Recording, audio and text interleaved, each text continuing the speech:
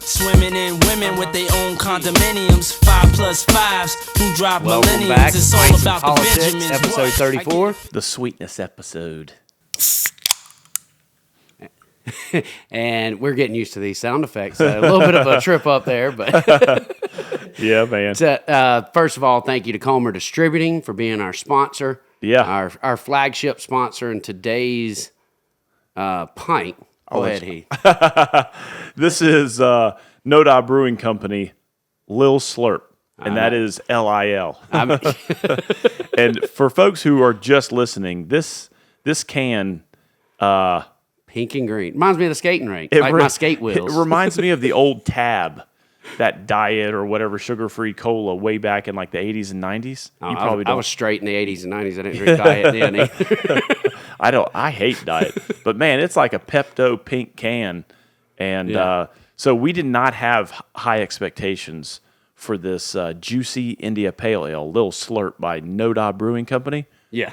But it's tasty. It is pretty this good. is, well, I've only had a sip before I knocked over. Right, so if you see 4 cans, it's because Guffey knocked over 2 of them. So luckily we had 2 in reserve. I got up because, and just to let everyone know, no marijuana was consumed prior to this episode because my eyes are bloodshot red. I had to cut grass this morning and my allergies are killing me. So Heath goes to get me some Visine.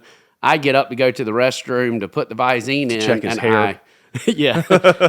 And I had a cord wrapped around my foot and it pulled everything off the table. For his next trick. Yeah. So it's been, 30 minutes, 45 minutes before we could even record Yeah. because of that? Yeah, and we got a soaked tablecloth, and you're sitting on towels. I'm sitting on a towel just always to a be good safe. start, you know?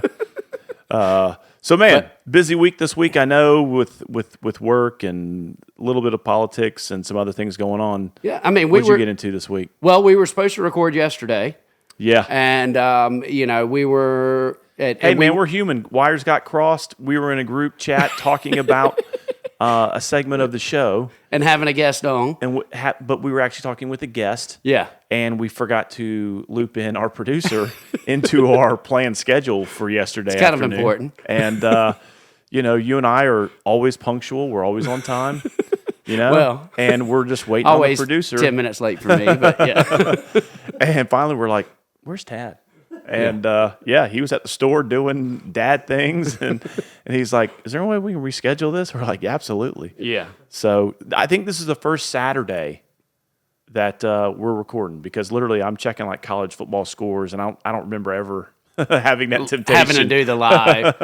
I was excited. I was ready to record yesterday because I don't play golf often. Once, twice a year. And one of the things, I got invited by the mayor of Campobello to come up to the Spartanburg County. Oh, yeah, that's right. I It saw was a Republican women's event for veterans golf tournament in Greer. And I went up there and played golf. I mean, I played horrible, but had fun going through the process. Yeah. And I was so excited because I come in and the whole way home while I'm on the phone, I'm not paying any attention. And I look down and I'm wearing my golf glove. And while you're driving? While I'm driving. That's I awesome. never took it off. It's always business with And so Guffey. I was like, I am walking in to do this podcast, and we're going to call it the hee-hee episode. And I'm going to talk about how I'm so tough with my one glove. That's right. Man. I don't think it applies to golf gloves. Standing on business. But, there you go. my week started off, I had a meeting with the Lake Wiley Chamber. Which was good, short, sweet, letting them know what I'm working on. Now, is that the Chamber of Commerce? Chamber of Commerce, and we discussed the Pennies for Progress that's coming up on the ballot in November, which has been one of the biggest assets of York County. Mm-hmm. But the way it's written, I'm scared we might have an issue with it failing because it's listed and people are going to think that it's a new tax, and it's not. This is just continuing the additional penny. And somebody said that it was over 40% of all of that revenue is paid for by people out of North Carolina. Right. Well, so, and that's part of, I would say, the responsibility not only of our county, but also folks like you and I to help spread that word about the Pennies program. You give the website for SC voters to look at your sample ballot and prepare yourself before election time. And it's going to be the last question on the ballot is very, very long because they have to list every project that's on there. Oh, wow. And there's 15 to 20 roads in every little district. Yep. And one of the two listeners probably remembers, if they're local here to York County, when the presidential primary came through and we went to vote, we had those 3 questions. Yeah. I remember my wife and I walking out, and my wife was, and I can't even remember what the questions were, but it wasn't. One was about closed primaries. One was about closed primaries. One was about joint and several, was it? I don't know. Regarding the, liquor liability stuff. Anyway, she was like, yes on everything, right? And I was like, I didn't vote yes on everything. Yeah. And she said, well, the 2 out of 3 questions were worded very confusing. Yeah. And she was like, they were very hard to understand. And you know what? That's sort of my fault. I didn't even prepare my household for what they were going to see on the ballot. And it is important to do. You know what I mean? So definitely, I think early voting begins October the 21st here in York County. So we definitely need to start talking about that as that date approaches here on this platform. I agree, and we need to get the word out. So, I left that. How was that? How was Penny's? How did that conversation go with the chamber? Pretty supportive of Penny's, or was there some criticisms? Or for anyone in business or that has been around York County long enough, to see York County prior to Penny's, I mean, just drive down. They're pretty much support. I mean, they are supportive. You know, Micah Caskey always makes the joke about, York County's got so much money for roads. They built, a 4-inch curb with a sidewalk on a 6-lane highway. Yeah. But all that was just part of the development and planning for the future. Yep. Through Penny's. If I hear any criticism of Penny's, it's that the perception that York County has so much money that they shouldn't receive their share of state funding. But we only get 54 cents anyway. Correct. But we're already a donor. Yeah. Yeah, for sure. But I'm just saying the layperson doesn't know that. Also, the other one is some redundancies where maybe the way the DOT rates roads and those types of things that are slated for state investment for repair, maintenance, widening, whatever. And because it's just a high priority for the county, we go ahead and do it. You know what I mean? And then it knocks the state's priority, because it's not that high up. You know what I mean? Yeah. You understand what I'm saying? Yeah, I do. So it's that. Those are the only 2 things I hear. I never hear people saying, man, I don't want to pay a penny extra. Well, I mean, ultimately, if we're going to provide roads, number 1 priority has to be safety. Yeah. And sometimes it's not worth waiting till it hits that level 40 on the DOT scale, because by that time you're having tons of issues. Yeah. But we had that, and then I left, and I came and joined you. You were doing a liquor liability discussion at Hoppin'. Yeah, that was a good time, man. It was, again, this is a personal experience I went through with a property that I own with some friends. Our tenant is Hoppin', Rock Hill. Joe Gullidge, is the proprietor there, and him and I constantly talk about, because we went through the experience of trying to get him the best insurance at the best price, right? His premium went from 30 to, I think the quote was 150, 160. And I had to work with him to lower some things just so he could find affordable insurance. Right. And so we had a good turnout there. I mean, we had about, 20, 25 people.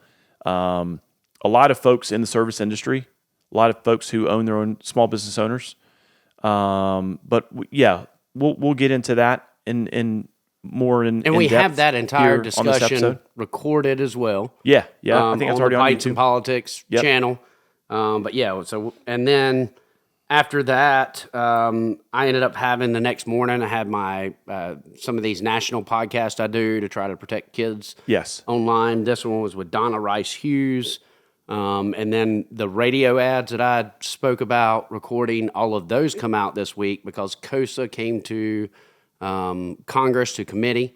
And so it ended up coming out of committee. Wasn't happy about it. We can talk about that a little bit later.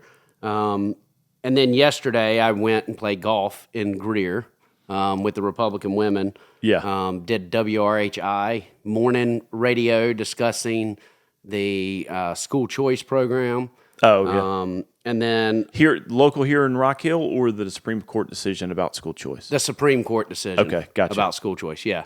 And then we ran into an issue, which I want to talk about later too, with a local restaurant getting canceled. Yeah, right. Here. And then, so, I mean, other than the liquor liability, what else did you do this week? I tell you, as far as politics goes, a lot of planning. I'm going to start doing some coffees and doing some door knocking and those types of things. Like I said, the liquor liability conversations that we had on Wednesday evening was good. Thursday, I spoke at the York County Republican Women's group that meets here in town. There was a lot of school board candidates there. And those Republican women groups, they organize well. They do. They a couple of sort of common threads in both the liquor liability and the women's lunch is talking about engaging voters. Yeah. Trying to, what can we do as elected leaders? What can we do as, say, like a group, like a Republican women's group? What can we do to engage voters, to activate folks who share common sense values to get out to the polls, right? I mean, I think it was, 6-8%, something like that during the primaries? Yeah. Well, and then it got to 12. 10. Yeah. I'm talking about the presidential. Oh, okay. And then for statewide races, it was around 12. And that is embarrassing. Yeah. I mean, really, that's embarrassing. But we don't have the normal mediums that we used to, that everyone's looking at one or two sources. Yeah. To get information. So no one buys a paper anymore. That used to be a morning ritual for any family, was the dad waking up, reading the paper. And you're extending more grace than I will. No, it's just lazy. Well, with early voting, you have no excuse. You have no excuse, man. You have people who will get on social media and bitch and moan about anything and everything, but they won't go vote. Yeah. You know what I mean? And so, and again, I'm not trying to be negative Nancy here, but people, go vote. Yeah. Just go vote. It's not that hard. If you need help, hell, hit us up on the Pints Politics Facebook page. We will help you. We will give you SC votes to look at your sample ballot. We will help you find your local precinct. But there's no excuse. I mean, whenever he says we, he means he. When I say we, I mean no, but really, I mean, there's no excuse. And I know everybody's busy, right? With kids, work, making ends meet, trying to have a good time as well. But there's no excuse. You got to go vote. So make it a priority. Put it on your calendars, folks. October the 21st is early voting. Hopefully there's going to be another 4 like there usually is. Yeah. Especially for a general election like this. There's probably going to be one in Rock Hill, one up in Fort Mill, usually one over there in York, and one in Clover, right? Isn't that usually how it is? Usually it's York. Yeah. And then they have Fort Mill and Rock Hill. Okay. So but you we'll double go check down on to that. the court. But we'll help get that info out to you, or we'll get SE votes, on our Facebook page to where you can just click on that and put in your address. Yeah. Find your precinct, that sort of thing. So. Well, I'm getting bored, so let's start talking college football. Yeah, man. I tell you, my wife and I went down there with some friends to the Carolina LSU game. Man, we got off to a hot start. I tell you, our offense, if you go back and look at that game, was clicking that first drive. I mean, I don't think there was a drop ball hardly. I mean, everything seemed to be getting 5, 6, 8, 10 yards. I was shocked at how polished it looked. You know what I mean? It looked like a completed product.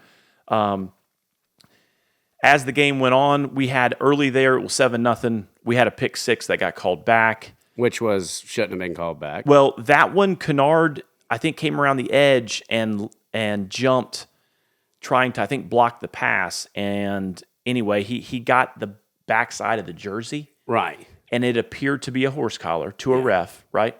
And so the horse collar was called, so it wasn't 14-0. It went back to 7. Anyway, I think we got up 17-0. But as Gamecock fans, you don't get too. You're used to disappointment. And it's so funny, man, because being around in the stadium, people are like, "Yeah, man," and I go, "Slow down. We'll see. Slow your roll."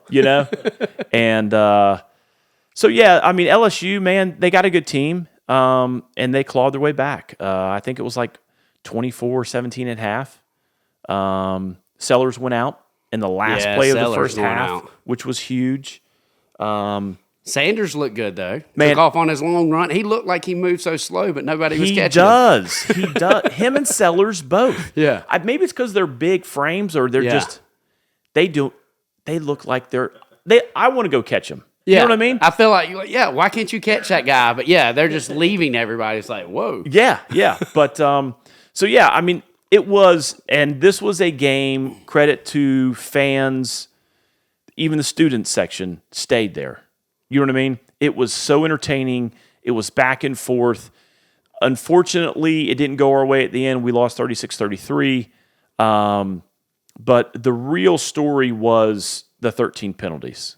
I mean, we had, I believe, between the 2 pick sixes and the 2-point conversion. Let's be honest. And typically, I will say Gamecock fans whine a lot and are constantly trying to put the blame on other people. Yeah, right. The refs controlled this game. Well, I mean, this was even coming from people on a national level. This wasn't just Gamecock fans complaining about the refs. Yeah. This was definitely a one-sided called game. Well, and I would say it appeared that way. The refs became part of the story of that game to be politician trying to be fair. That way. No, it was that way. I thought Beamer struck a very good public attitude during the post game and those types of things. You know what I mean? He said we got to play smarter than that. Like on a 2-point conversion, we got called for a illegal man downfield. Yeah. You know, the offensive lineman got up too much. That's just. And again, if you go back and look at that 2-point conversion, the backup QB got sort of scrambly. You know, the pocket was collapsing, and so that offensive lineman probably thought, "Hey, I need to find a jersey and get upfield because he's running." Yeah. Well, he shook somebody off, does a 360 spin, and just chunks it to a receiver in the end zone to get the 2 points. And flag. So it was things like that. It's Brian Kelly, the LSU coach, saying we need to hold the refs responsible. I think he tried to preempt Beamer, thinking it was coming, but but no, I mean, again, the unfortunate one was the last pick six. That's the one that was. I mean, it was 4.5 minutes left in the game. LSU's driving. They get some pressure on the QB. He throws. I mean, right to. And I'm going to murder this name, but it's Voyeur, the number 7. And he takes off for, 95 yards, pick 6. And, man, go back and look at that replay when he's celebrating the end zone, talking to the student section, celebrating, hyping them up, because we're up 10 with the extra point coming. We're going to be up 11 with 4.5 minutes left. It's over. This game is over. We have won. We are 3-0, 2-0 in the conference. And, man, I was right there with him, man. I was celebrating. And when he turns and starts walking back to the bench and he sees the laundry on the field, it looked like he got shot. He just goes limp and falls on because he knew it. That was again, game-changing call. And it was a BS call, in my opinion. I don't understand how putting your hands on the shoulder pads of a quarterback. Now, he did, in credit to that LSU QB, man, he literally did a LeBron flop. He did that FIFA soccer, literally like he took a shotgun blast to the chest and writhing around. And the minute he gets the call, it's like, oh, we good? All right, good. And so, hey, good job. That's part of the game. To the acting on maybe play soccer. The QB there. But, like I said, man. But positive takeaways, man, we look good. That defense will keep us in games. You looked good with Lenore Sellers. Yeah. Correct. Yeah, we look good with our starting lineup. Yeah. Correct. But that's always a problem with USC is so many seem to get injured. Yeah. So, we got looking ahead. We have the Zips tonight. I think we're favored by 20-something points, which should. If I was a betting man, I'd take Akron in the spread. I just don't see our offense beating anybody that bad unless our defense gets involved. You know what I mean? Yeah. Get a pick six, get a special teams type, and then floodgates can open. But I don't see us beating anybody by 26. I don't care if it's the Zips from Akron or not. But speaking of college football, I mean, are we moving on to the winners, the people who actually won this week? Yeah, I hear you. I mean, Clemson is putting it on NC State right now. 100%. But last week we had App State, which granted, going from Georgia. Y'all were on a bye. 2 weeks ago, y'all had App State. But this week, y'all are it is 59-21. Now, again, I don't think NC State's good. Y'all got the kid, the Coastal Carolina QB. To be, correct. They were projected because, the ACC. They do have one of the best wide receivers in the country. ACC's a Power 5, and they're struggling to justify that. Really, they are. Who's good in the ACC?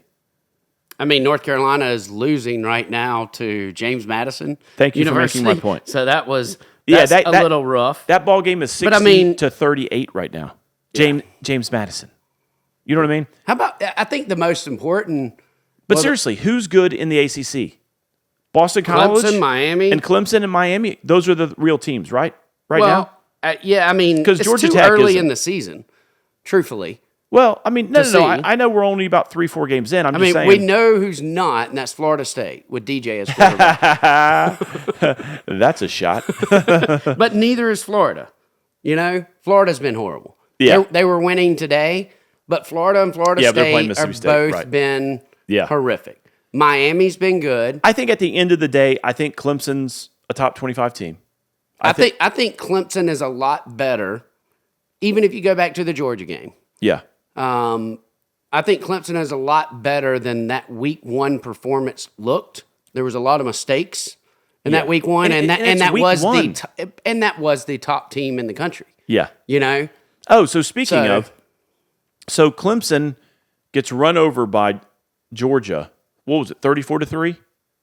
Was it that high? I don't even remember it. It wasn't until the fourth quarter, but late third quarter, you could tell like the floodgates opened then. Yep. And then they just, that defense was so tired. Yeah, 34-3. Right? I'm about to look it up just to see. So Clemson loses 34-3 to Georgia. The next week, we play Kentucky at their house. Yeah. And beat them. Beat the brakes off of them. 31-6. Yeah. Right? Last week, when we barely lose LSU, Georgia barely beats Kentucky. Right. 13-12. So by the transitive property, we're going to beat Clemson 27-0. You like that? Yeah, take whatever transit you want to. If you got to be trans to think that you're going to beat Clemson, then you go ahead and do that. No, couple more syllables. Transitive. All I heard was trans, and I quit listening. Yeah, that's right. That kind of triggers me. But yeah, so we'll see Clemson looks to go, 3-1 after this week? Well, 2-1. 2-1. Oh, that's right. They were on the bye. That's right. Yeah. But anyway, so ACC teams. I think Miami. Miami's Boston definitely College, good. And I think Clemson are top 25 teams in the ACC. And I think one of them, or maybe even two, could Louisville possibly make the playoff. Is ranked. Yeah, I could see Clemson. I'm saying at the end of the day. Okay, at the end of the season, I could right. probably see Clemson and Miami. I could see Clemson being 15-16 and missing the playoff. I could see Miami getting in. I think Clemson will be a top 5 team by the end of the year. Okay. And as long as, I disagree, but as long as Cam Ward, your starting lineup has got to stay healthy. You got to catch some breaks. You might disagree, but tell me another quarterback that has looked better than Cade Klubnik for the past 2 weeks, this week including. He scored 42 points in one quarter. Oh, yeah. And now, going to NC State, it's 28-0 in first quarter. Just lighting it up. He is right. That confidence that Clemson has lost, and I feel like we lost it after Deshaun Watson. I think, and I'm not one of these that think Trevor Lawrence was that great of a quarterback. I think we had a lot of great recruiting because of the Watson days, and I think Lawrence was a good quarterback, but I don't think he was a Deshaun Watson. Deshaun Watson, whenever he was there, Ben Boulware, they brought in that confidence. Man, I agree with you. I think Deshaun Watson was a better college QB than Trevor Lawrence. Right. I agree. And I think I don't know what the records has are, not had that excitement. Yeah. Being a Clemson fan and had the team, I'll say this is the most motivated team looking at them the past couple of weeks, and I thought it would be just the opposite. Oh, they're done. But I think all the trash talk about Dabo not doing the transfer portal and stuff, these kids have come out firing on all cylinders. Yeah. And they look like, I think if we played Georgia right now, we would beat them. That confidence that they have, I don't know how you slow that train down. And Gabe Klubnik is looking like a first-round pick quarterback right now. Yeah. And he hasn't before. He looked more DJ-like. And now he's looking more I do think you're making Watson-like. a good point about the weakness of the ACC. Because Klubnik does look very good against conference opponents, but he just doesn't look good against Georgia. If we looked at the record of ACC versus SEC teams over the past 5 years, I'd be willing to put money on it that the ACC has more wins against SEC opponents. Yeah. I mean, it's an age-old argument about all the SEC teams, and I know you're a Gamecock fan, so you can't chant USC. You have to chant SEC. I think at the same time, at the end of the day, ACC teams typically end up with a better record versus SEC teams. I do think y'all are different divisions. Y'all are bigger up front and probably a little bit more power. We're a little bit quicker and speed. Yeah. I think it's definitely more an offensive, conference, right? Yeah. Versus ACC's more offense, SEC more defense. I would agree with you. Yeah. That's the reason Clemson always has like a top-tier defense, and I'm like, their defense doesn't look that good. They're ready. I don't understand half of the cornerbacks going pro. As far as that stat goes, I think you'd have to go in and filter that a little bit. And here's why. When you say ACC versus SEC, you're talking about, and let's just talk about our teams, Clemson versus Carolina. Clemson has a better football program since Dabo's come on, let's say in the last decade, right? So every time they beat us, it would improve that stat. Right. And at that time. But whenever we beat Alabama and Georgia and at LSU. that time, we were at the bottom of the SEC. We're the bottom 2, 3, 4 schools, right? So that would skew it. I think what you have to go in and sort of plug in is when the top tier plays the ACC top tier teams, then what happens? So I mean, we've seen that in national championships over the past decade. Well, I mean, the ACC has never made it to the national title except for when Clemson was there. Literally, y'all are carrying the banner for y'all's conference. Yeah. Like, literally, Clemson is... Because Miami wasn't doing anything. Well, Notre Dame... Since 01. Yeah. And Notre Dame is ACC football, not anything else. That's true. Yeah. And Notre Dame is... didn't they just get the brakes beat off of them? Hey, man. Northern Illinois. Oh, my goodness. We need to bring back the convicts versus the Catholics. You know, the old days of the U versus Notre Dame. That would be good. I mean, I was trying to pull up some of these stats. Oh, of conference versus conference? Yeah, conference versus conference, but more of this is... But the good thing is, I mean, I think you and I pre-filed a bill, it didn't get a hearing, about making sure Clemson always plays Carolina. Yeah, and I think it needs to be done. Yeah, absolutely. So there's a couple... The good thing is, I don't care how y'all do in this conference. If you go 8-3 or 6-6, I don't care. That game is just so much fun, and just the opportunity to beat y'all, and then and you're grinning ear to ear because if we beat y'all, boy, Clemson fans. I mean, just for 365 days, you can't. You know what I mean?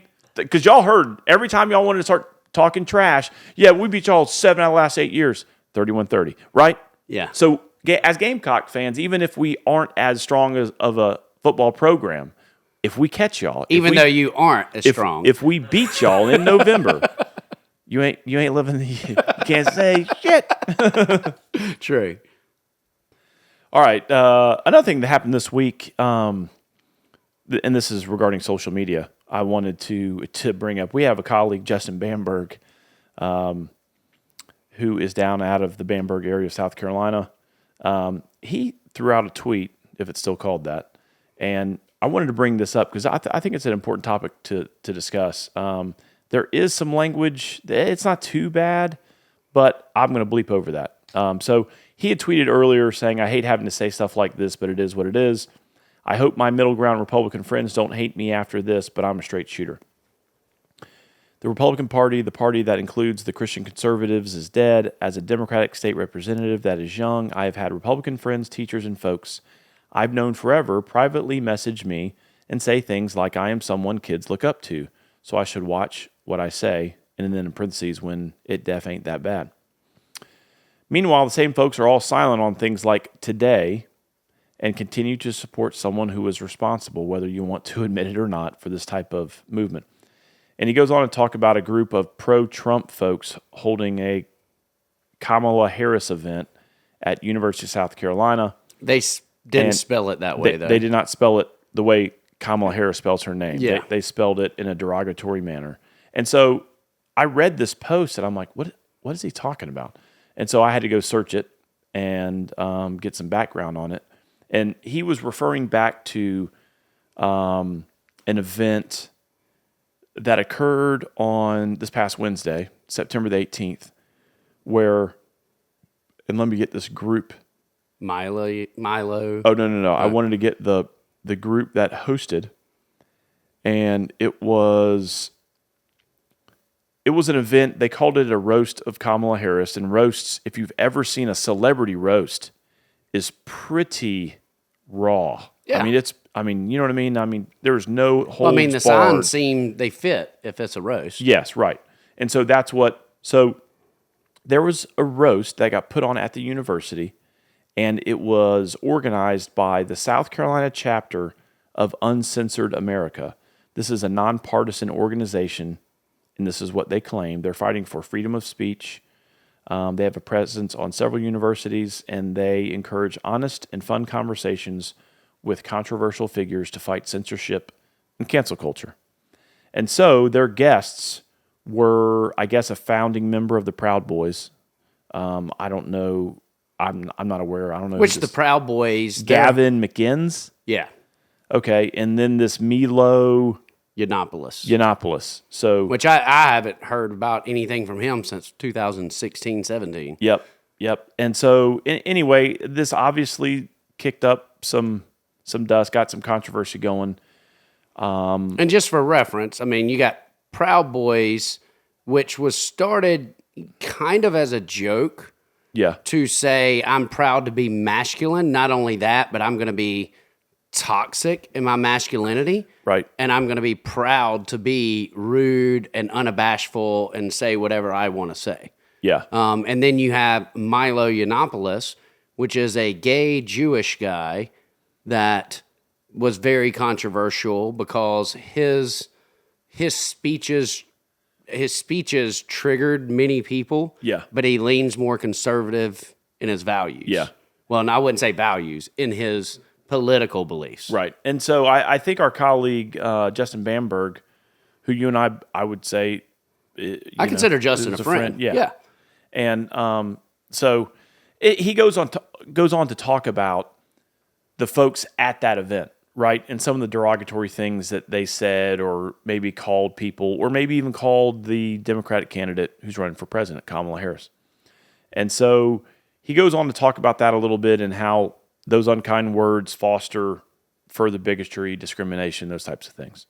But a roast is a roast. Like I didn't know that prior. Yeah, I was correct. just thinking they were coming there. I didn't know that this was a roast. I didn't either. And once you find out it's a roast, it's like, okay, well, now it makes a little bit more sense. Yeah. And so while, I mean, his tweet, obviously, that doesn't hurt my feelings. No. I mean, it's his right to have free speech. Exactly. That's first and foremost. Secondly, I agree with him. I don't like the rhetoric that gets thrown around in the political realm. Yeah. You and I have talked about this a lot. But it's your right to be an asshole if you want to be an asshole. It is. Absolutely. It is your choice to behave in a certain manner. Yeah. Whether you have a Christian worldview or you have just a karmic worldview where what goes around comes around, whatever that is. But I always try to treat people the way I want to be treated. But it always goes back to one of my core beliefs ever since I heard it. And it was, I don't have to agree with what you're saying, but I will fight to the death to ensure you have the right to say it. 100%. Yeah. And, and I know there's a lot of adjectives that get put in front of speech these days, whether it's hate speech or whatever, but it's speech is speech, and you have the right to speak your mind. And you have the right to ignore ignorant people. Yeah.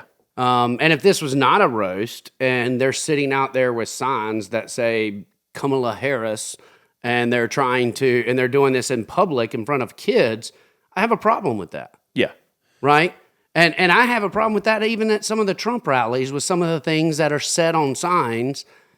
And a lot of those people are the same people that are spewing Christian values as, Bamburg mentions in his post. Yeah. And it is not. But then again, it goes back to everyone trying to put you in politics. They're trying to put you in this identity class. Box. Yeah. And they're trying to say that either you're a R or a D and you're with me or you're not. And the problem is that identity within politics, we're limiting it to two spectrums, essentially, based on the party. Where it's a gradient, really. There's several degrees of But then Republican on real versus... science, I mean, this is how messed up our world is right now. Real science says that there are two sexes and there are intersex, right? And yet now we try to incorporate identity in that science, and where we should be incorporating identity, we're trying to limit that down to two. I mean, it makes no sense whatsoever. Everything is backwards. Well, and maybe we should have Justin on just to have the discussion, because there was a lot of, I mean, that tweet was problematic for me because, man, if you've ever been to a political rally, if you've ever been to a public event, or a football game, a high school football game for that matter, if you've ever been to a public event and seen people who support a team or support a candidate, there's some pretty dumb stuff that gets yelled. And I would not attribute all of those ignorant things, whether they're, to an entire party. Or a candidate or whatever. I mean, it's just... Well, I've often said, my problem isn't necessarily with Trump and his values. My problem becomes with many of the supporters that fall within their own little subclasses and the way that they act. And those seem to be targets of media reports a lot of times. And it's the same thing from, being a conservative looking over onto the liberal side. There are plenty of idiots who support Democrats. Yeah. I'm not going to impugn Justin Bamburg with that. Right. You know what I mean? Like just the people who are supporting the Gaza. Yeah. And doing all that stuff. Where you don't classify Justin Bamburg as one of these pro-Gaza people that are anti-Semitic. Yep. But I do agree with him in the sense that there is definitely a transition going on within our political environment. Today's Republican is not the same Republican from 25 years ago. The Democratic Party, I'd say the same thing. The National Democratic Party is Marxists at best these days. Well, they started listening to the loudest voices in the room. And that becomes the problem with listening to some of the rhetoric. And I don't even want to say rhetoric, but whenever you are being lied to by these groups, and we can say far right, but I don't even think they're far right, like the Freedom Caucus, that I agree with many of the stated views, principles. The stated principles. Yep. But whenever they are sharing false narratives, like the letter that was sent out by the Freedom Caucus this week, and shared talking about the funding of Planned Parenthood. Now, we had this discussion, and it is written in law because we tried to take the money out of the budget for Planned Parenthood. And we lost those lawsuits. So we wrote a law to state that Planned Parenthood funds could not be used for an abortion. And they could not go to another state and used for an abortion. So this episode's PSA is Planned Parenthood, while everyone associates abortion with Planned Parenthood. Correct. And in other states, they should. Here in the state of South Carolina, we have made it illegal to perform abortions. And not only that, we passed a heartbeat bill. That's right. And so while we can fund Planned Parenthood to provide... Because we have to by law. Federal, that's right. So while we fund in our budget Planned Parenthood, we also... take Planned Parenthood out of it and then insert health clinic. Right. You know what I mean? So those prenatal visits, checkups... OBGYN. Contraceptives. That's right. We don't want people having abortions, so providing the contraceptives that's is right. And so an avenue. In some of those lawsuits, I think my takeaway was we basically cannot go out and target one provider. Right. And that's what got us in trouble. We were targeting Planned Parenthood to defund, And right? granted, we could lose from trying to challenge, and I understand other states have challenged, but we already have a law, and we're answering to a different federal court. Yeah. And we've lost twice in that federal court of trying to defund Planned Parenthood, which cost our citizens millions of dollars. So we became working smarter instead of harder, and we wrote it in law that money couldn't be used for it. But now this rhetoric from the Freedom Caucus is, because there were so many good things in the budget, we didn't vote for the budget because it's funding abortions. No, you're a liar. It's disingenuous. That is correct. And you're trying to stir this narrative across the state that every Republican that did is pro-abortion. Yeah, and, folks, if you But it happens on the left. I mean, that's how your AOCs and your Bernies took over your Bill Clintons and Al Gores. If you ever see someone come out with, I have written a public letter to the governor or the attorney general, they're basically conceding that they can't even get a meeting. Or they're just trying to make a statement. I'm telling you. There's a lot of people that like to bump gums but won't actually get involved in the fight. If you are serious about trying to find solutions, you're not going to write a letter and then just publish it to social media. Right. You know what I mean? You're going to go contact the governor's staff. You're going to ask for a meeting. But if you're trying to fundraise, you're going to write a letter. That is correct. And then you're going to get all of your minions to spread it, to state how great you are. Yep. So that way you can continue to do so. Well, and they're dealing with a PR, public relations issue right now anyway with one of their members. And as they should be. Go to RJ Diddy. Go to Fitz News. You can read all the articles you want. Yeah. I think the state even reported on it as well. And yeah, their credibility right now isn't the best. Well, I post and when I say in the best, I just mean in social media and in their realm, in their universe, right? Yeah.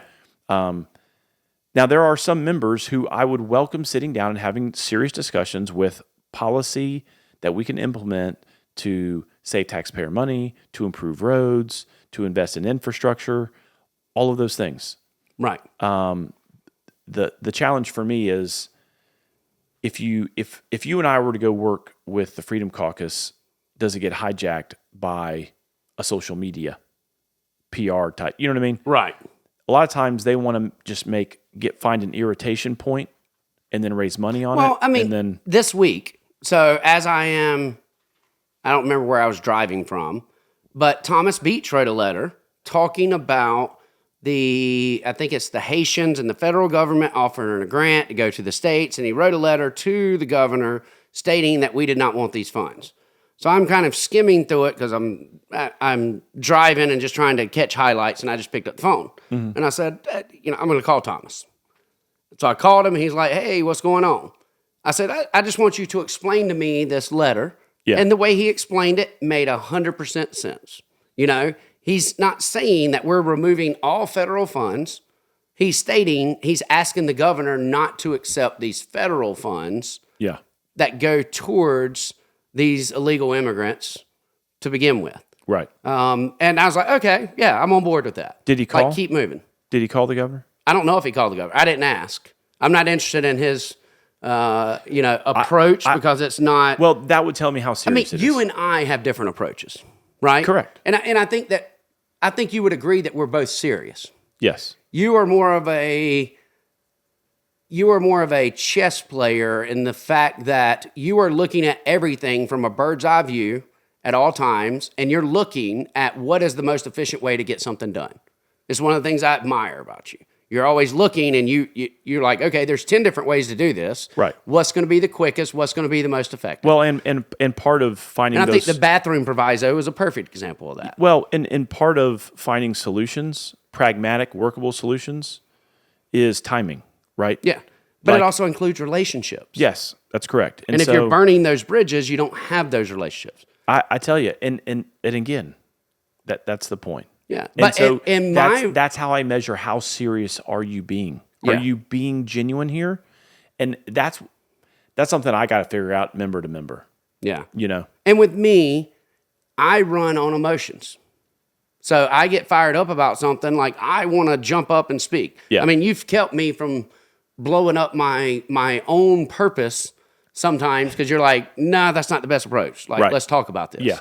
And we as the Porch Caucus will sit down, and whenever there's 3 people telling me, Guffey, yeah, you're going about it the wrong way, I'm like, okay, maybe I need to look at it a different way. But the passion is to be respected, because a lot of times But they don't have anyone in their group to tell them, slow your roll, this is not the best way. Matter of fact, it's just the opposite. They've got congressional members telling them, hey, you need to do this. Right. Right?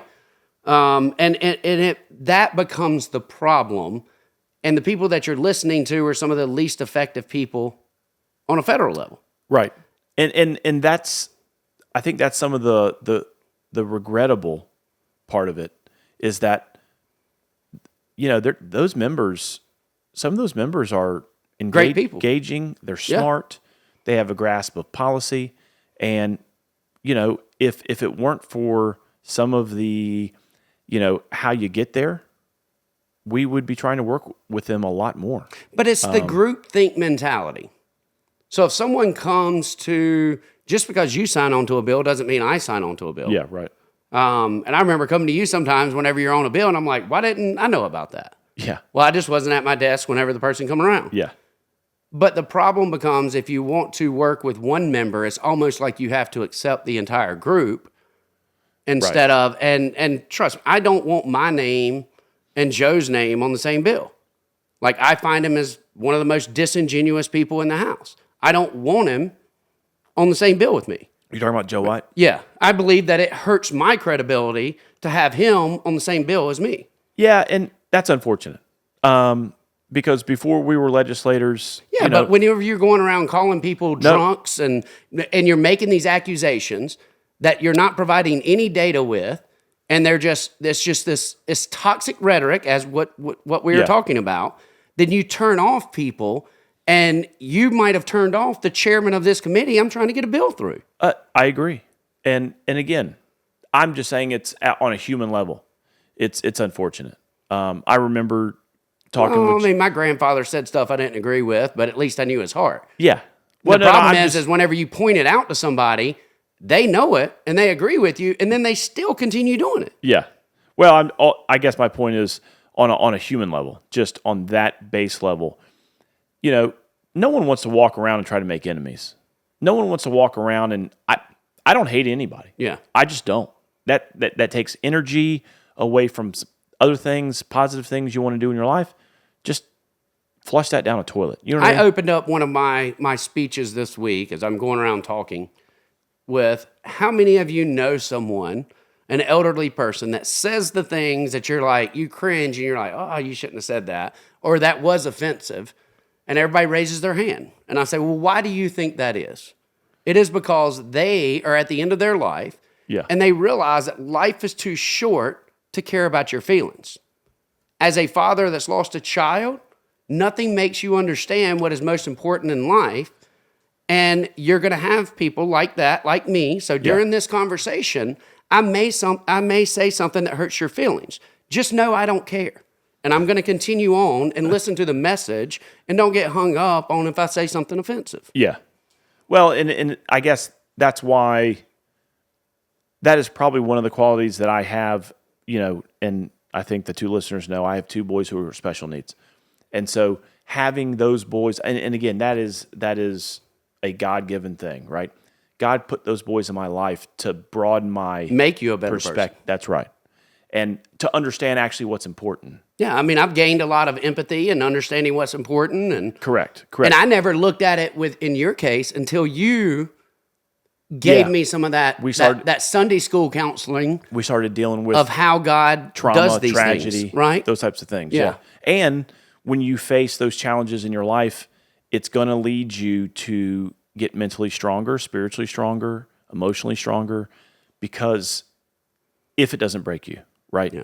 But you need support for that. You need family, friends, all that kind of stuff. So, but I'm still that emotional redneck that's going to get fired up and say something I shouldn't say or take things too far. I understand that. Yeah. I know my biggest asset is my mouth, and my biggest liability is my mouth. But I mean, and a perfect example, we often joke about how got to take credit for everything. So while I was playing golf in Campobello, I went up there, and the person I was playing with, or playing golf in Greer, but I was playing with the mayor of Campobello, which is who ran against Josiah Magnuson. Right? That's right. That was Seamus? Yeah, Jason Seamus, great guy. And I got to know him during that election, and I wasn't working on his campaign or anything like that. The swamp didn't tell me to come help him. Basically, I had some of the big Josiah and Rob Harris supporters out of that area start coming onto my page and wanting to insert themselves. So I said, all right, I'll go and insert myself in your area, and started to do the same. But while we were up there, I said, I put a post up and said, and this was, the funny thing is, it was at a hole that William Timmons sponsored. And I took a picture of the thing because I was going to send Timmons a text and be like, hey, I'm playing on a hole that you sponsored. I know you're not down here, but, and the guy, this was the closest to the pin, par 3. And, so I was like, well, I'm going to go ahead and take a picture as he's swinging. So I take a picture of the guy swinging, and he ends up like less than 6 inches away from the hole. So as I pulled up to the hole, I took a picture of it, and I just posted, I said, while in Freedom Caucus territory today, I guess it's contagious. Without my banter and encouragement to make him stronger, Jeff Horton would not have been able to make this happen. Thank me for my contribution, and if you wish to contribute to help me continue this excellence, please visit voteguffey.com. But I had to go back and put sarcasm is implied, not stated, because people were like, wow, you're getting cocky. And I'm like, no, I'm doing the exact same thing that we often see as oh, they would have never made constitutional carry stronger if it wasn't for me. And it's like, no, the whole reason it was being held up is because the caucus couldn't agree with what was being put forward to begin with. Yeah. Well, I'm getting way off subject, but well, but again, getting back to Bamburg's post, which a lot of it, I was like, yeah, I get his point. I agree here. I don't agree here. It all comes back to me on a personal level. Our church series right now is talking about the power of our words, and Bamburg's got a point, right? We do need to be, as Christians, as legislators, as just responsible parents, we need to mind our words. I mean, is what we're saying I got a lot of work on that. I know. That's fine. But let God keep working on you because Well, I also do believe that, and I've noticed this, I believe some of this is part of my grieving. And I'm not trying to give an excuse, but I would say that it's context. That first year, I was a lot more empathetic towards everything. Every time someone gave me a story, it hit my heart. Now, things still do hit my heart, but I've grown fed up with the inauthentic approach that many people take. And that has almost pushed me towards anger and feeling like I am fighting that constantly. Yeah. And, a perfect example is this past week. Well, it probably starts with frustration. That leads it's the frustration, and it's the realizing that, as the speaker would often say, the adults are here to govern, not play on social media. Yeah. Well, the only reason that so many people around this state think that the ones that are governing are the rhinos. Uniparty. Or whatever that rhetoric is because they're not taking the time to get their message out there first. Yeah. And we're falling behind. And to me, it's like, no, I'm done with that. My message is going to get out there first. Yeah. And I'm going to call it like I see it. I don't care if you like me. I don't care what this ends up being. But we ended up in a situation locally here this past week. Yeah, right. Some local owners, Jason Cloud that owns HOBOs in Fort Mill and in Rock Hill. But in Fort Mill, his 12-year-old daughter, and this is going back 6 months now. Yeah. 12-year-old daughter is a big Taylor Swift fan, which most teenage girls are. If you have a teenage daughter, they all are. Correct. Yeah. Like it or not. But she wanted to do a Swiftie night to promote and try to get the teenage girls out there because they have this, play area and everything else. Thought it would be great. She worked to create a menu. She worked to create playlists. Everything theme-based. And they were doing it on a Tuesday night. So this is a dad who owns a business that says, I want to support my daughter. Yeah. She's taking the initiative. He's using this as a teaching method to her, for her to have to come up with all this stuff. Absolutely. And not only just, imagine the responsibility she's had just trying to do all that. Right. And how much pride she's taking in putting this together and watching it come to fruition. Yep. Only to be spoiled by people on social media. And it started off. I was about to say, tell the two listeners what occurred, because I was at my daughter's tennis match, and I said, hey, did y'all hear about the Swiftie night that had to get canceled? And they didn't even know, because it was really being marketed towards the Fort Mill teens for the Fort Mill location. I'm sure if it worked out well, she would have come down here to rock into it. So Cloud's daughter was going to have promoting a Swiftie night there at the HOBOs in Fort Mill. Yeah. And it got posted on social media. As soon as he posted it, the trolls come out of the woodwork, because Taylor Swift just come out and endorsed Harris after the primary. My point was that not everything's political, and I understand everyone's got their freedom of speech, right? Mm-hmm. But this is a locally owned business that gives back to so many. Yeah. That is a huge supporter of Republicans in the area as well. Yeah. They've already gotten pushback for having the Republican signs out in front of their establishment. And it's due to the owner and his values. Yes. He's doing this for his daughter. He's not thinking about anything political, right? And these people start coming onto the page, and it started off with them encouraging people to come out and protest the event wearing MAGA wear. Okay. Now, granted, you're trying to get 12-year-olds out here. A bunch of adults in MAGA stuff. You want to talk about ruining an entire generation to think that you're the enemy, because they're not looking at politics. No kidding. And these are adults it started off that way. Then it became some of the church groups talking about Taylor Swift promoting witchcraft, and you were promoting to, I guess, influence our kids. Yeah. By promoting them to listen to this witchcraft and these demonic songs. And then it progressed from there to people going on and giving bad reviews on their websites. And this is all within like a 48-hour period. Wait a minute. People started putting bad reviews on bad HOBOs? Reviews. Yeah, 1-star reviews, and stating that any business that's going to support Kamala Harris. Well, first of all, he didn't support Kamala Harris. Right. And...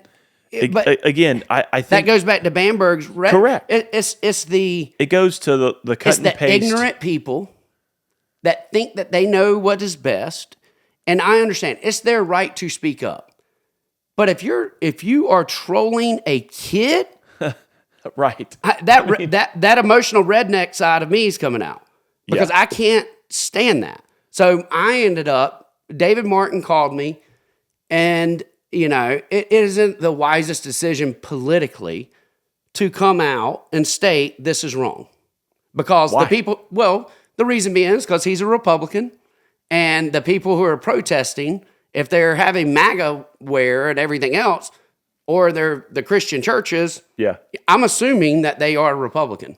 Most Christians and most Trump supporters are Republicans, Right. So politically, it's probably not the best move for him to say anything. But what I do love about him is he had the guts to say, no, this is wrong. I'm going to speak up and speak out. And I did the same thing. And my advice to Cloud was, look, as someone who realizes what is most important, screw the haters.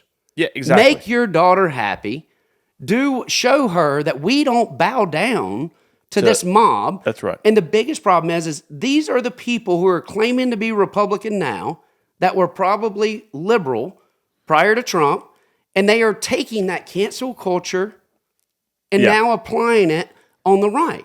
So don't put me in the same group as these Republicans, Justin. Don't put me in the same group as the Proud Boys. And I'm probably closer to the Proud Boys than I am that group, but just because of the way I act sometimes. But and again, So, I mean, you brought up a lot there. You know, my daughter's 15. She listens to Taylor Swift. I mean, and again, I'm probably going to get a lot of giggles and text messages from the two listeners. I listen to Taylor Swift because when you have a daughter... I mean, while you're drinking a Diet Coke, nothing goes better than Taylor Swift. That's right. Hey, cheers, bud. Give me that Bud Light. Give me that Bud Light. Yeah. So, I mean... Little Slurp. A lot of times, yeah, that's right. A lot of times when you have children and parents will identify with this, you got to meet them where they're at, right? Yeah. You got to find things that they enjoy, whether it's a sport, music, and you don't get whatever. that time back. Yeah, and you don't care. I'm so thankful I went to Comic-Cons with Gabby. Right. I don't care anything about comics. I mean, listen, I don't like most Taylor Swift stuff, but she has an album or two that I do listen to. I try to always go to, like when we're in the car together, I'm like, no, let's go to Folklore, whatever the one is that's more acoustic. And so she got that. I now have a Taylor Swift vinyl, you know, and it's that album or whatever. But only one I so know is again, Shake make It fun Off. of me. Shake It Off. That's 1989. Make fun of me all you want, but you know, you got to do what you got to do for your kids, you know. Right. And so it's unfortunate that a local business like HOBO's ran into that, and I agree with you. And he ended up canceling the Swift night because he needs to reschedule it. he will after the election, and he said that. Yeah. Well, then that brought a local reporter to do a story. Well, now that story has not only went statewide, but nationwide. Yeah, and so I mean, I will show up with my daughter to that event. And I'm going. As far as you know, our friend David Martin north of the river. I mean, I don't know why you're hanging out with people north of the river, Guffey. Well, I didn't think that people up there had a backbone, but I'm glad to see that he did. No, but it's good. It's good to see that. I mean, you know, David's once primary, and he now faces a general. If he does win, if he is successful in his pursuit of joining us in the state house again, we get elected as well. Hopefully, it's great to know that we're going to have a colleague that is in our delegation. Nope. Yes, and irregardless of politics, you do the right thing. Right. It goes back to that a politician is worried about his next election. So he's going to censor what he says. Yeah. Whereas a leader is worried about the next generation. I remember you and I talked about this in our victories when we first got elected. We were both coincidentally, we were at HOBO's here in Rock Hill. And we had that upper room or whatever. And I remember telling that audience, I said, listen, while I'm new to this, I ran under the Republican Party. I don't answer to a private club. Because these parties change, just as you said. I represent this district. And I would rather walk around Rock Hill, South Carolina, where people think of me as credible, a good guy, a great dad, business guy, whatever, more than being a state representative. Yeah. You know what I mean? And if you do that right, the legislator thing comes with it. You know what I mean? If you want to run for office. So do the right thing. Sounds like David Martin did the right thing there. I totally would agree and look forward to Cloud rescheduling that. Yes, that will be fun. For sure. All right. As promised, we talked about in our weekend review, we talked about the liquor liability conversation we had at Hoppin'. Important issue affecting a lot of folks. One thing I learned about that was when Senator Johnson asked the 20 or so folks there, hey, raise your hand if you know who your representative or senator are. Yeah. And maybe one person raised their hand.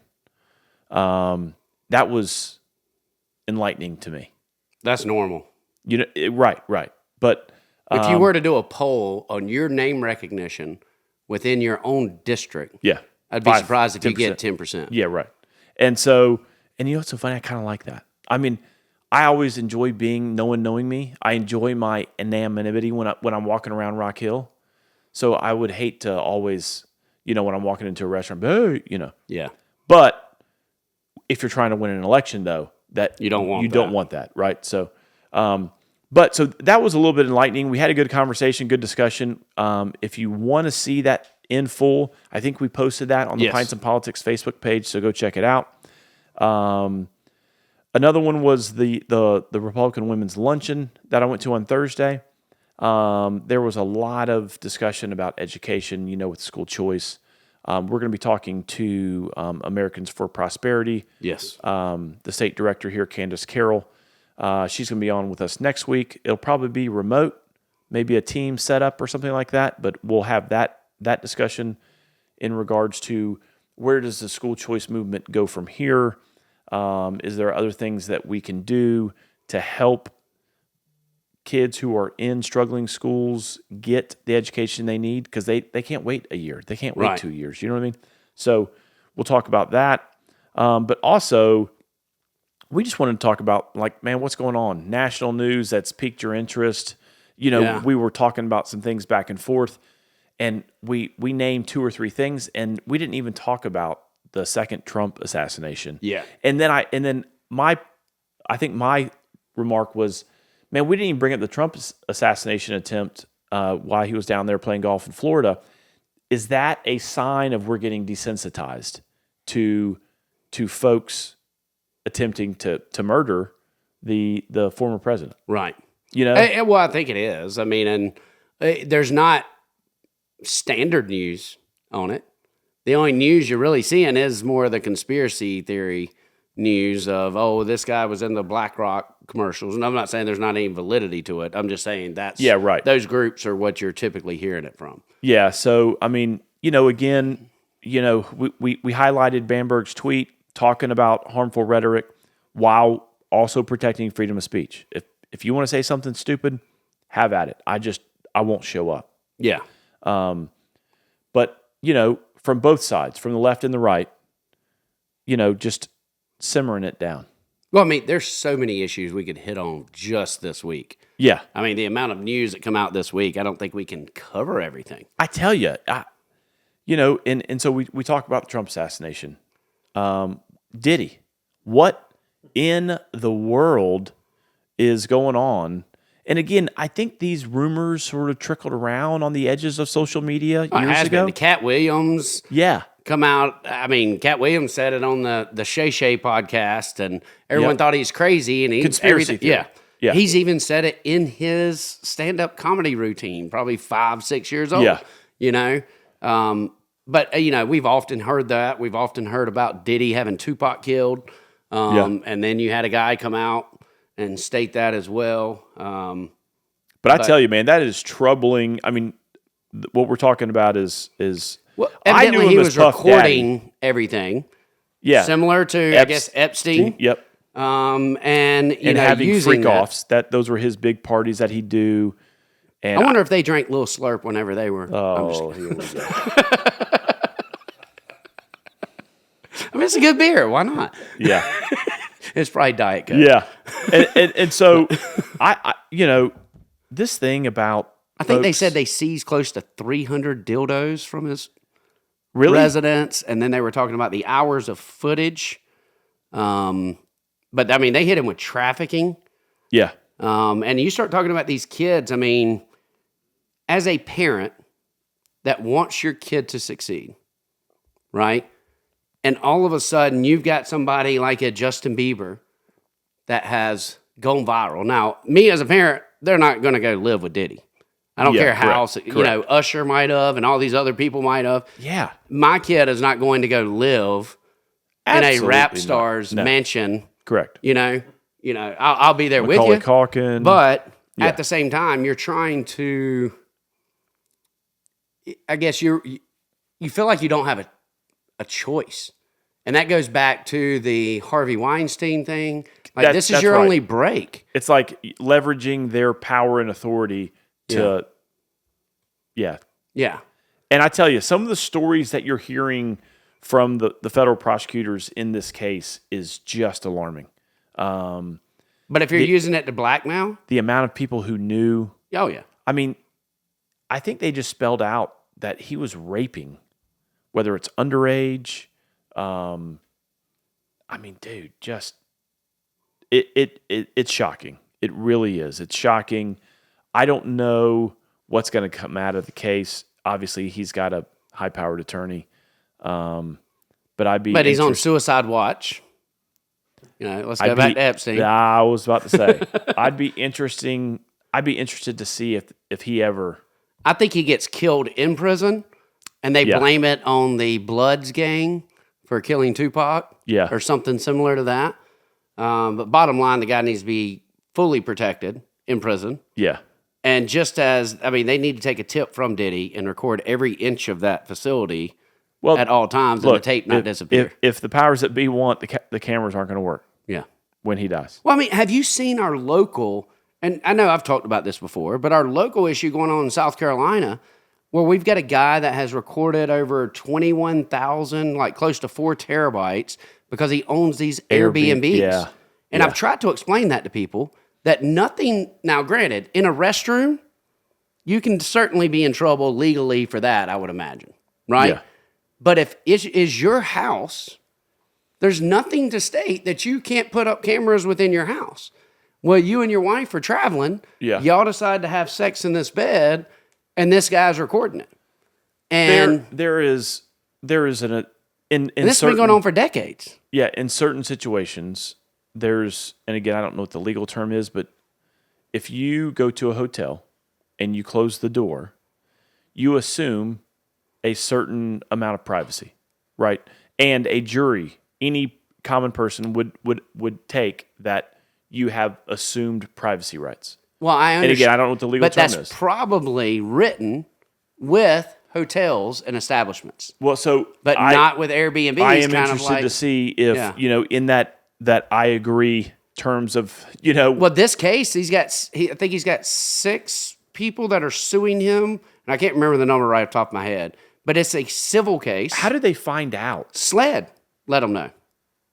What? SLED evidently confiscated this stuff and then let them know, but they are civilly going after him, not criminally.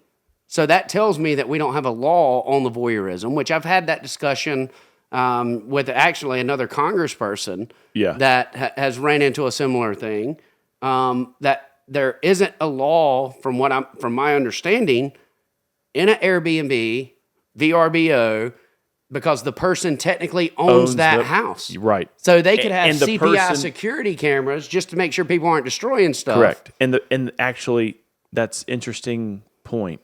The person who actually owns the house can claim privacy rights. Right. They have the right to watch their property. I mean, because if you don't, then where does it end? Yeah. And will a Ring doorbell be too much? There's got to be. You know what I mean? Yeah. There's got to be something. And again. Well, we said the same thing about child porn with AI, and it's not. Yeah. I mean, this week alone, we had the Netflix documentary talking about AI coming out with Bill Gates, and them talking about AI building a better AI, and how many jobs it's going to eliminate, and how scary, and how we're going to have to transition, and no one's talking about that. We've had the Diddy news. We've had that voyeurism news. We've had the Trump assassination. We've had. I tell you this: the Senate, and again, the Senate met again on their energy ad hoc. They met. Also, there was another insurance ad hoc. Did you even know that there was a? Yep. So they met again this week. And I was actually working, but I had the video on while I was working. And I didn't even realize that our friend Micah Caskey is on that ad hoc committee as well. And I actually, during that I texted him and I said, "Are you just on every ad hoc committee because you're local?" Because he represents probably West makes Columbia. it better. It makes it easier. It does. You can bounce in, bounce out. And that's what he said. He said, "Man, a lot of times I'll take these responsibilities on because I am local." Yeah. Because if I don't, instead of having someone drive from Charleston. That's right. Yeah. But so while it's the off season, there's still a lot going on. And back to the LSU Carolina game, I saw Senator Nikki Setzler there, and he's on the Senate Energy Committee, and he has already announced his retirement. He's been there since, I think, literally Nikki Setzler. He's the longest serving. Has been in the South Carolina Senate. I believe it's 1976, which is the year I was born. Right? Or he's been in the legislature or something like that. But so I was talking to him a minute, and I said, "Man, they're just going to keep working you until you finally retire." And he said, "They sure are." So, and I bring humor to that, but that marks a lifetime of service for Senator Setzler. And again, not making a lot of headlines. I didn't know who he was until I got to the house. Yeah. I mean, but I didn't follow all this. But I mean, so you go back to saying who your rep is. It's like, if you want to epitomize, and again, I think he might even be on the other side of the aisle. It doesn't matter. If you want to epitomize how you conduct your business and handle yourself, I have always enjoyed talking to him and always seeing him engaged in policy issues. So, do you meet him at them uniparty Diddy parties? Stop. RJ Diddy house parties? Stop. Sorry. He's kidding. He's just kidding. No. But looking forward to for our conversation next week. The other thing, I mean, and I don't think we got time. We ought actually talk to AFP about this as one of the subjects whenever we have them. Tell our two listeners who AFP is. Americans for Prosperity. Yep. And I would like to talk to AFP and get their thoughts on the Kids Online Safety Act, because that seems to be a big push, and some of these organizations are being funded by big tech. But I want to keep up with that. I'll be in D.C. next week, so I'll have a lot more information as I'm coming back. But PragerU within the state. I mean, we definitely don't have time to talk about that. That was another local, well, a little bit. That was another local. The newest university in South Carolina. Yeah, so what was it? Our Department of Education announced the ability to utilize the resources of PragerU. PragerU, right. And granted, I had a conversation with a teacher about this. If it is biased, if it is, and you give me perfect examples of where the biased education is, I'm not for it.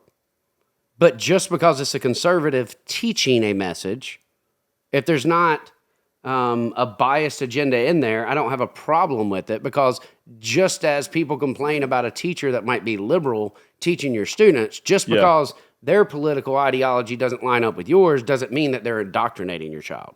Just because PragerU and some teachers might use some of the videos from a Ben Shapiro or, and Ben Shapiro he's one of the most intelligent people. And he does little classes on there. Right. And they'll have medical doctors on there. I mean, they've got their own little divisions, but everything that you see on PragerU as a parent isn't the same thing that you see within Mrs. Tools. Right. And the counterbalance to, this fervor about using that as an educational tool or a resource, someone on the right could make a legitimate argument that, look, we've been using leftist resources for 40, 50 years. That was the whole argument on CRT. This is a critical race theory that is getting implemented. And so, I mean, PragerU, and I've watched these 5-minute videos because they're short.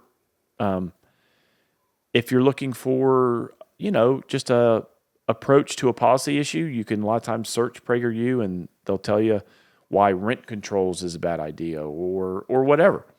And they put it on a level I think that most folks can understand. And they give you the sort of no nonsense, right? The nuts and bolts of an argument.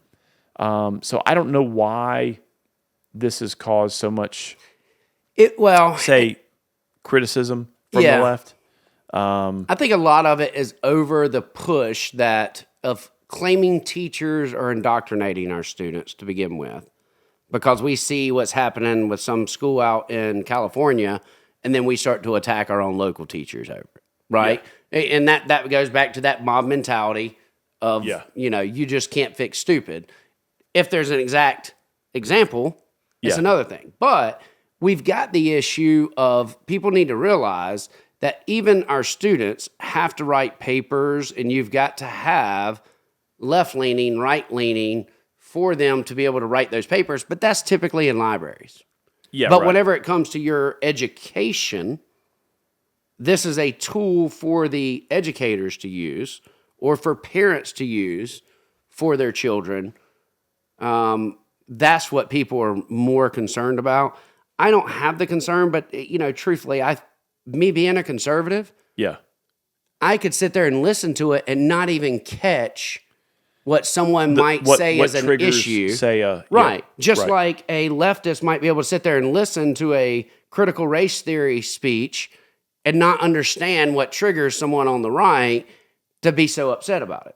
Yeah. And it's just those, it starts that slippery slope whenever you start doing those things. I mean, 10 years ago, no one would have thought that anyone would think it's okay for a child to identify as a cat or all these sexes.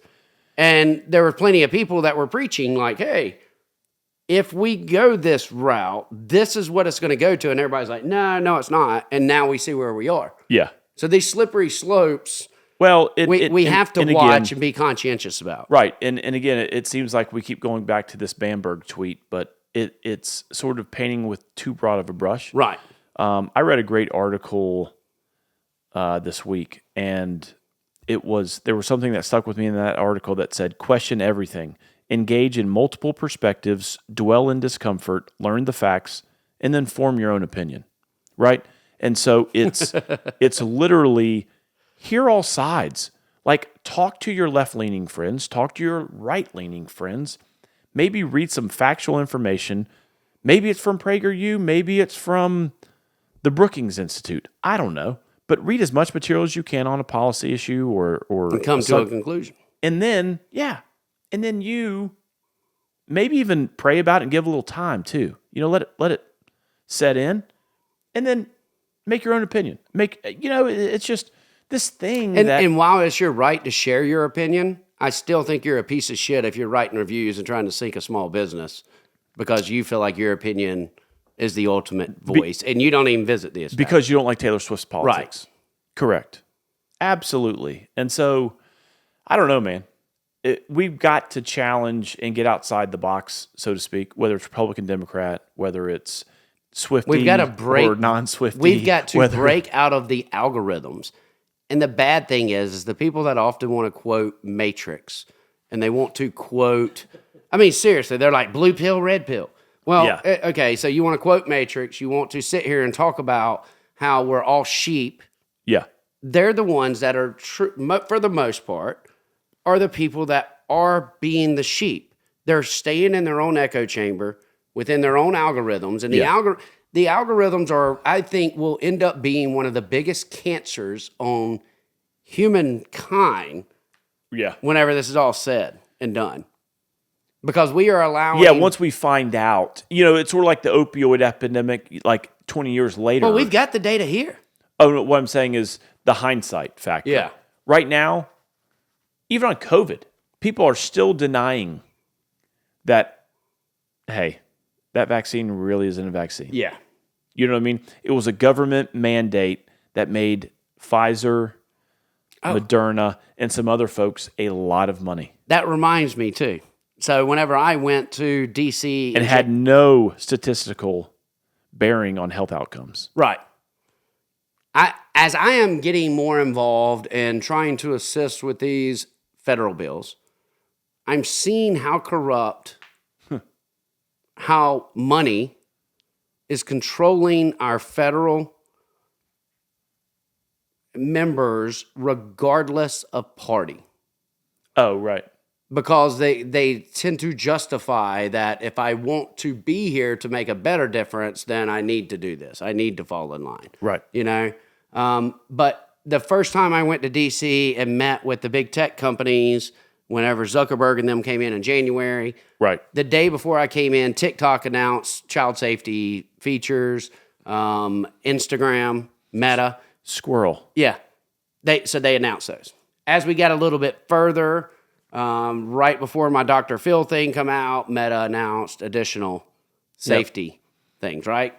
This week, the day before COSA came out, they announced the biggest changes that Instagram's ever made. Number one, that anyone that is, they're calling it Instagram Kids. So if you're on there and you're not an adult, I think they listed it at 16. Could be 18, but I think it's 16. Then your accounts will be private by default, but yet you still have the ability to take that off. Yeah. But so they're adding in these defaults, but they're still allowing children to make the decision. Yeah. And it hides the friends list. until someone sends you a friend request.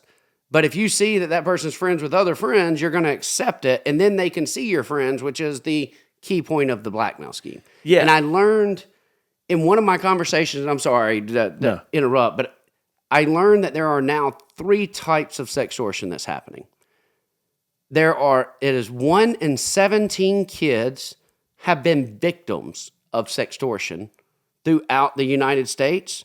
That is every middle school, every high school class, there's at least one kid that has been a victim that has been reported. That's true. Right? Yeah. So that's how prevalent it is. But the traditional sextortion is whenever you tell a girl, like, hey, I've got this picture of you. If you don't send me this picture, if you don't do this sexual act on video, then I'm going to share that. That's traditional sextortion. Then you got financial sextortion, which is what my son lost his life to. That is, pay me, or I'm going to share this information. Now there is a new form called sadistic sextortion. Yeah, you were telling me about this. It is very disturbing, but evidently, I was on a phone call with the, director of Homeland Security for the Carolinas, and he was sharing a case of this guy that participated in sadistic sextortion. This has been going on for a couple of years, but to the point to where he would force girls to start cutting, and it always started off small. And then after he got them used to cutting, then he got to the point where I want you to carve my username into your arm. And then it got to the point to where I want you to lay in a tub and cut yourself until the water turns red, to eventually convincing them to commit suicide live on camera for these people to get off on. And that person's looking at up to 80 years, I think it is, in prison. And that's the reason I'm so convinced that anyone that is involved in child sex abuse material, everyone needs rehabilitation except for them. Screw them. Right. I'm done with child sex abuse material. And if you can affect a child that way, you don't deserve to breathe. Yeah. Yeah, no, I totally agree. That is what you just described. That guy's being prosecuted right now? He's only one.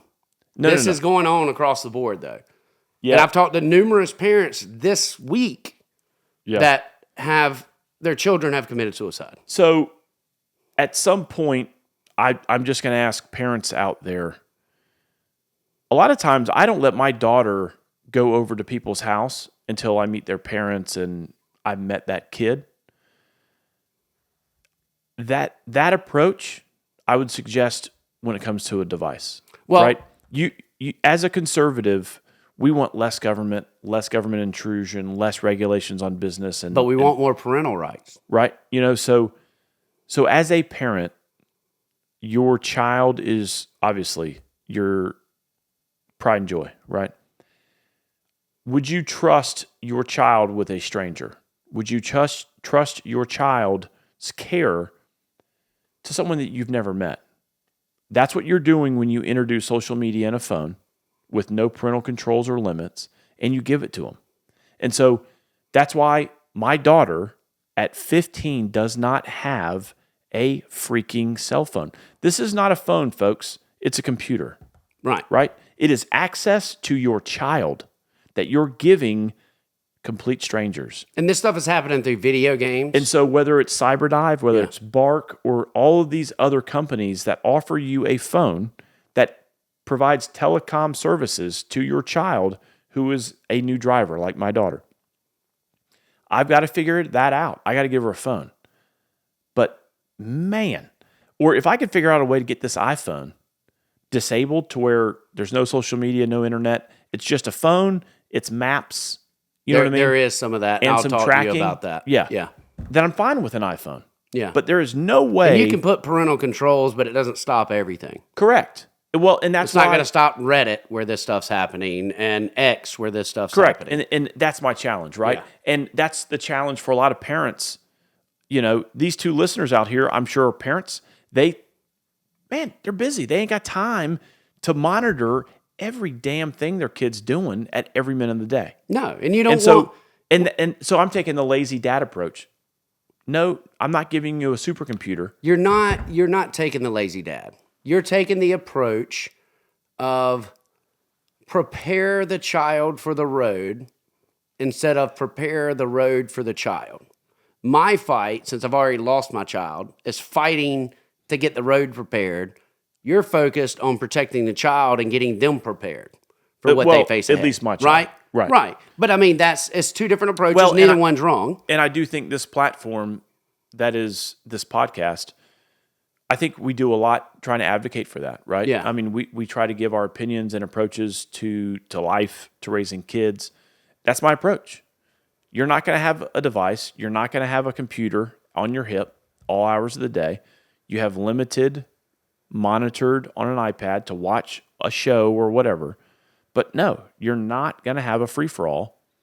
And so on one of these meetings I was in, so there's a group called The Noble that I'm part of. And this is members of law enforcement across the globe, tech professionals, parent advocates, attorneys, financial professionals. We all come together. We do these groups once a week. And hopefully by the end of October, we will have a plan to move forward. So everyone's trying to go in the same direction, but we're not rowing together. So the Noble is a group that we're trying to put together. Sounds like our AI committee. Yeah. You know what I mean? We're all trying to figure out what this AI thing is. So this group is, and everything's being tracked very well so we can put our message together and go that way. One of the things that was shared was if you ask the tech company CEOs what they do with their children, completely different. You don't say. I mean, Zuckerberg disables messaging to his child, but won't do it for other kids. You know? Yeah. I mean, there's so many, but anyway. Yeah. This has been a long show going all over the place, but there's so many subjects. I know, man. I could talk for 2 more hours. Well, I'm looking forward to next week. You know, we're going to have Candace Carroll on. She's our state director for South Carolina State Director for Americans for Prosperity, which go out and check them out on their website. We're going to talk to her next week. We wanted to welcome her on the show to talk about school choice, the recent South Carolina Supreme Court decision. I know we touched on it with Senator Sean Bennett last week, but want to go sort of more in depth. So we're going to do a deep dive on school choice here in South Carolina. If she's here, I say we ask her all the other questions too. Correct. Yeah. So we may just talk about everything that we're talking about, whether it's social media, parental controls, all those types of things. So, and the one thing I forgot to say the whole day, go Cox. Wu-Tang. So I wore my Wu shirt. So it does look like, you know, reaching back to, looks like Clemson's handling it pretty well. I think it's done. James Madison is destroying North Carolina, by the way. There's just no defense in college football anymore. So, hey, hopefully we can get a win tonight. Go Cox against the Zips from Akron, and go into our bye week. Focus on the ACC, baby, because I mean, they're the ones that's going to make you slip up, so you better be prepared. All right, thanks for listening. Again, Comer Distributing, thanks for sponsoring this podcast. The Lil Slurp by No Brewing Company was surprisingly good. It was. And speaking of Lil Slurp, we forgot to thank our producer, Tad. All right, thanks for listening. Y'all have a good week. On your hot 9-7 every day, that's my word. Swimming in women with their own condominiums, 5+5s who drive millenniums.